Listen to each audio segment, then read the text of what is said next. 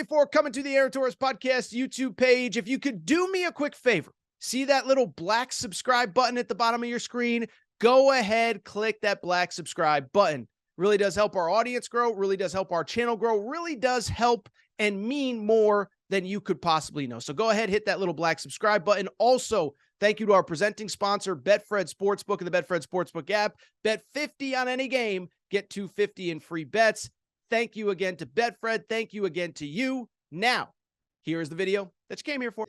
Switch gears, and I want to talk about a topic and really circle back on a topic that we discussed about a week ago, and that is the status of Caleb Love, the former North Carolina guard.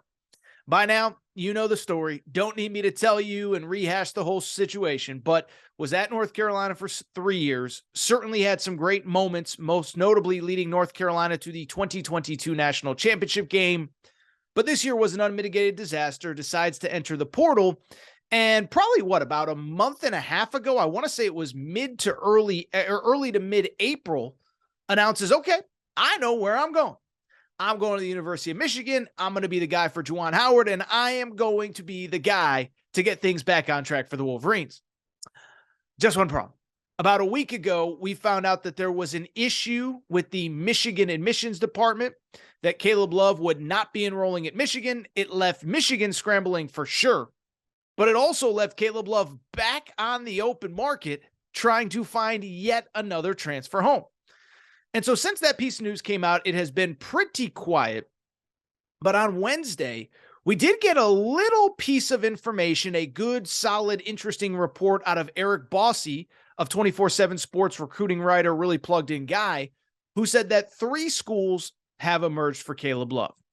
Those 3 schools, the Texas Longhorns, the Gonzaga Bulldogs, and the Arizona Wildcats. So what I want to do now is spend a few minutes talking about each school, Caleb Love, do they make sense, and see if we can find a landing spot for Caleb Love for the second time this offseason.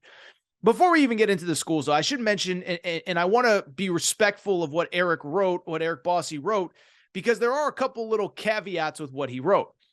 While there are certainly whispers about what's going on with Caleb Love right now, it's hard to get concrete information on this for 2 specific reasons. Eric Bossy brings it up, so it's important to note that here. One, the recruitment is very quiet, and I get why if you're Caleb Love's camp, right?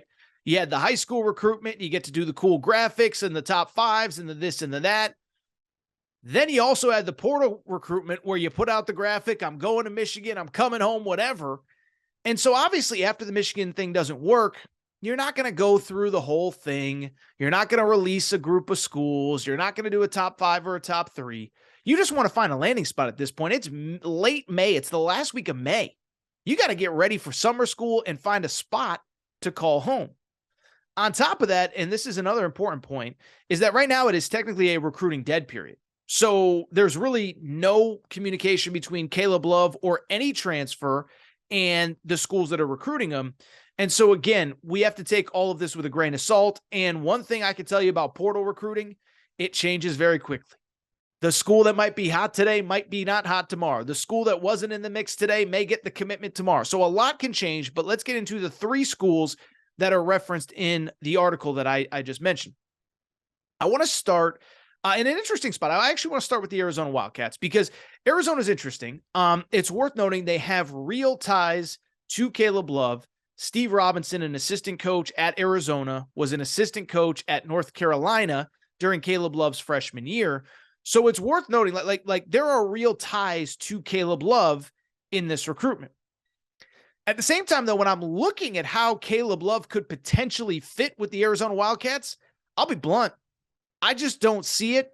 And to use a terrible pun, I don't love it at all. So for people who don't know Arizona's kind of depth chart right now, let me just kind of lay it out really quick. And we did this a little bit on Monday's Aaron Torres pod, because if you remember, that was the day that it was the episode after Keyshawn Johnson had committed the San Diego State transfer. And so they have Keyshawn Johnson, they have a couple other front court guys. And in the backcourt right now, here's what Arizona has. Kylan Boswell, former 5-star recruit, played last year as a true freshman, enrolled a year early. He's going to be a sophomore, and he's going to be the guy with the ball in his hands. Then they also added Jaden Bradley, a former McDonald's All-American who played this last year at Alabama. And so when I look at the two guys they have, a couple things stand out. One, Kylan Boswell is a very good three-point shooter for a guy that was a true freshman and should have still been in high school last year. Yes, Arizona fans, he was only 17 years old. I know you already know that. But Jaden Bradley is kind of a different deal. Jaden Bradley is kind of a catch and attack guy. He's kind of an open court guy. He kind of finishes best at the rim, a little bit undersized at 6'3", not a great three-point shooter at 31% this year for Alabama. Well, who does that sound like when I talk it out? Kind of sounds like Caleb Love, right? Caleb Love, best in the open court, best attacking, best finishing at the rim, 30% three-point shooter for Caleb Love at North Carolina this year. And so you look at Arizona, they kind of already have the guard that can attack and finish at the rim and get to the foul line. But do you want to bring in Caleb Love?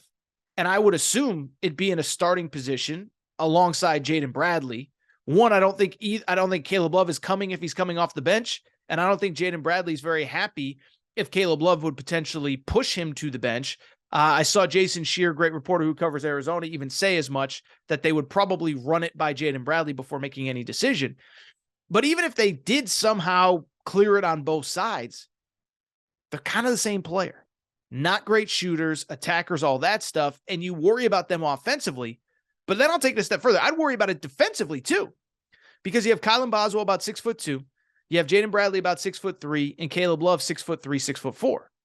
That's not a small starting backcourt, but there would be some size issues going forward. Like it wouldn't be a great backcourt defensively from a size perspective. Ideally, in a perfect world, you want bigger size in your backcourt. Think about UConn this year, the national champion.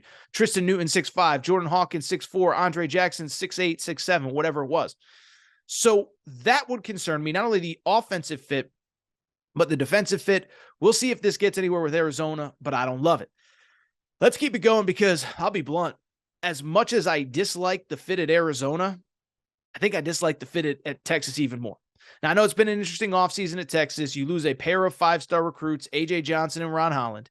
You also have now added a couple of impact transfers, Max Abmas and Caden Shedrick. Caden Shedrick, a forward from Virginia. Max Abmas, obviously a 21-point-per-game scorer from Oral Roberts. Why do I bring it up? Let's just go through that Texas depth chart. You have Max Abmas, 21 points per game, about 15 shots per game. Now, I think he was relatively efficient, all things considered, at Oral Roberts. But this was a guy that was used to having the ball in his hands, used to making plays for himself, used to making plays for others, but mostly the offense running through him. Not sure that that's a great fit with Caleb Love.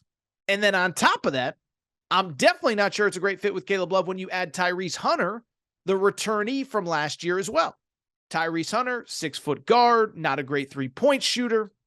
What does that sound like? Exactly what we just talked about at Arizona. Another guard who needs the ball in his hands, who's a great playmaker, but not a great shooter. And again, it gets redundant really quick. And as much as size is an issue for Arizona's backcourt, in terms of guys that, in terms of defensively and matching up with other teams, it's even more of an issue for Texas. Max Abmas, 6 feet. Tyrese Hunter, 6 feet. So I get that they're going to be very fun to watch offensively, but I worry about them defensively. I don't think Caleb Love really changes anything. Don't like the fit at Arizona. Don't like the fit at Texas. I will say I do kind of sort of like the fit at Gonzaga, though. And Gonzaga is a school that when Caleb Love first entered the portal many moons ago, I said, I think they make a ton of sense for him. Big brand, big place, big marquee games, a program that will elevate your stature as much as North Carolina. I'm not saying it's a bigger brand than Carolina, but the same kind of program. And when I look at Caleb Love and I look at Gonzaga, the fit doesn't make as much sense now, but I still think it's a better fit for a few reasons. One, I know that Gonzaga brought in Ryan Nembhard, okay? Ryan Nembhard, 6-foot guard from Creighton. But Ryan Nembhard, to me, is much more of a true point guard. Can score, but also can get others involved. Five assists per game in the Big East last year. That's better than anything Arizona has right now. And I'm not saying Arizona guys can't get there. I'm just saying right now. Better than anything that anybody from Texas has. So he's a true point guard. And they have very good shooting and a kid named Steele Venters, who's a transfer from Eastern Washington, the Big Sky Player of the Year. So they the one thing they don't have is that attacking guard. Caleb Love seems to make a lot of sense there. The other reason that I like Gonzaga, I'll just say it, is the defensive issues aren't as big of a concern, but also Mark Few does strike me as the kind of guy that, even though Mark Few's not like a dictator, like tough guy head coach, I do think he's kind of got the gravitas to keep Caleb Love in line. I'm not saying that Rodney Terry couldn't. I'm not saying that Tommy Lloyd couldn't. But Mark Few's kind of been there, done it, coach pros, head coach, whatever. And that's the thing with Caleb Love, right? That's the thing with Caleb Love that we have talked about from the beginning with this guy.